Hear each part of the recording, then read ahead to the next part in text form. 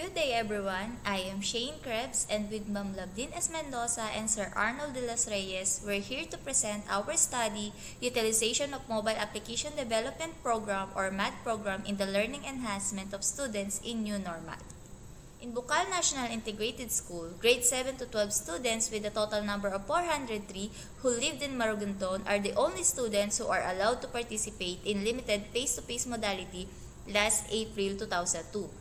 Hence, the challenge on motivating and giving intervention to those struggling learners at the home remains. According to the study of Menon 2002 about the uses and gratification of educational apps study during COVID-19 pandemic finds that the intention to utilize educational applications was significantly predicted by academic support, convenience, and social influence. That's why the researchers conducted the MAD program that aims to contribute in finding a solution in changing the process of learning and in uplifting the motivation among students who needed intervention in more innovative and entertaining method. Moreover, this study will contribute to additional technical skills for teachers in crafting intervention materials through developing mobile gaming application. Furthermore, this will also capacitate the teachers for the enhancement they need in using ICT to facilitate the teaching and learning process as indicated on the Philippine Professional Standard for Teachers or PPST Strand 1. Our action research questions are as follows. What is the profile of the respondents in terms of year level and subject area taught? Number 2, what is the level of satisfaction of the respondents towards the training program in terms of usefulness, instruction and methodology, and human and material resources? 3, what is the score average of the participating learners before and after MAD program? And last, is there a significant difference between the score average of the participating learners before and after MAD program?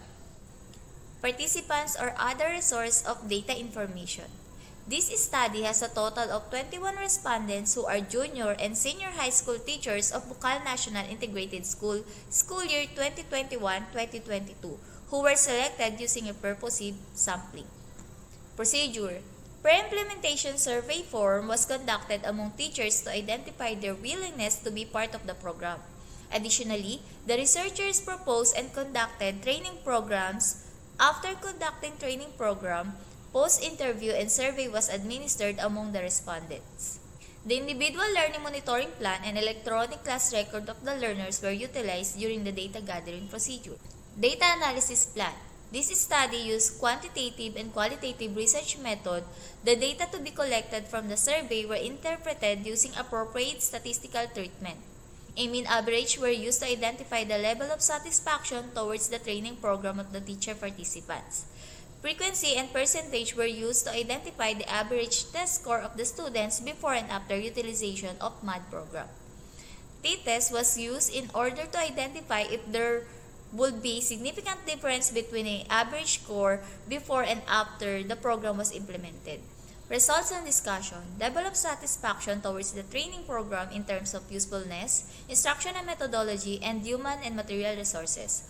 All data resulted to a grant-weighted mean with a verbal interpretation of strongly agree. Test score of the learners before the conduct of MAD program. Most of the teacher participants agreed that the test score result of their learners fall between the ranges of 4 and 6 before using the app.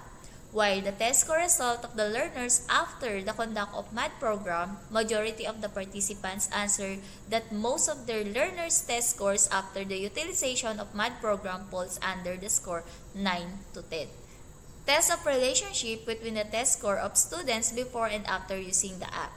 There is a statistically significant difference between the intervention scores of the learner before and after using the MAD program.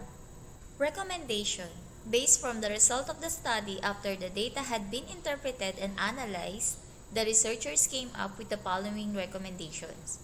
First, increase the variety of intervention materials so that students can select the interventions that are most appropriate for them.